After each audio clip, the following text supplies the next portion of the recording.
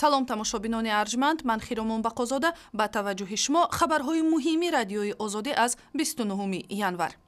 дар исфара дар гуфтушуниди намояндагони баландпояи ниҳодҳои қудратии Тоҷикистону Қирғизистон сари коҳиши нерӯҳои ду ҷониб дар марз созише ҳосил шудааст.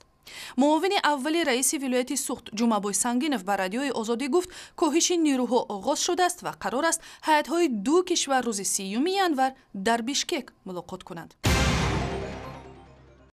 рӯзномаи имрӯз ньюз изҳороти раиси ширкати роҳи оҳани Тоҷикистонро таҳдид унвон кардааст.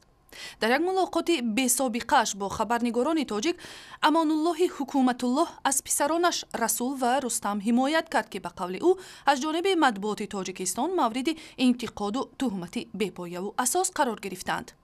ман медонам ҳимоягари шумо кия чия, лекин эҳтиёт кунед, шумо ба ҷони худтон ҷабр накунед.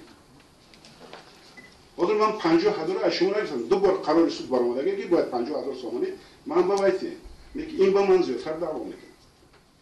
ҳозир ҳанун тафтишот тамом шавад, айби кия муайян шавад, баъд ман кадом журналисте ки нисбати ман гап гуфта ман баъд тим набинам.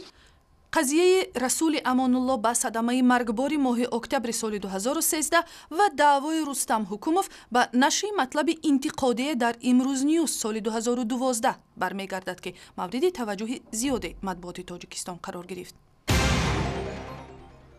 дар нишасти хабарӣ раиси Бонки Миллӣ мавзӯи дар гардиш будани пулҳои қалбакии сомонӣ матраҳ шудааст.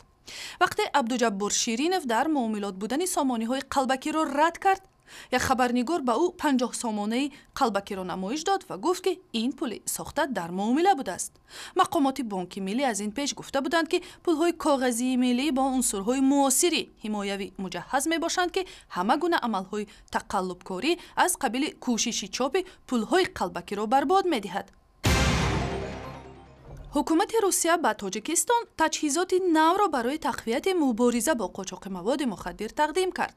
номгӯи таҷҳизоти ба оҷонсаи зидди маводи мухаддир тақдим шуда аз дастгоҳҳои мухобирот, муҳимоти низомӣ ва ҳам автомашинаҳо иборат аст. сафорати Русия мегӯяд, ҳаҷми кумакҳо беш аз $860,000 ташкил медиҳад. полиси Кӯлоб мегӯяд, ки рафтори мухлисони тими футболи Равшан ба самти мусбат тағйир ёфтааст. идораи полиси Кӯлоб мегӯяд, дар давоми 2 соли охир ҳеҷ мавриди нақзи қонун ва ё вайрон кардани тартиботи ҷамъиятӣ аз сӯи мухлисони ин тими қаҳрамони миллии футболи Тоҷикистон ба қайд гирифта нашудааст. дар моҳи июни соли 2011 ҳангоми бозии миёни Истиқлол ва Равшан дар шаҳри Кӯлоб беназмӣ рух дода буд, ки дар пайи он даҳҳо нафар боздошт ва беш аз 100 нафар ба ҷавобгарии маъмуриву ҷиноятӣ кашида шуданд. ин гузориш ва матолиби дигар дар сайти интернетии радиои Озодӣ, шабакаҳои иҷтимоӣ Facebook, Twitter, YouTube ва ҳам замимаи телефони ҳамроҳи шумо.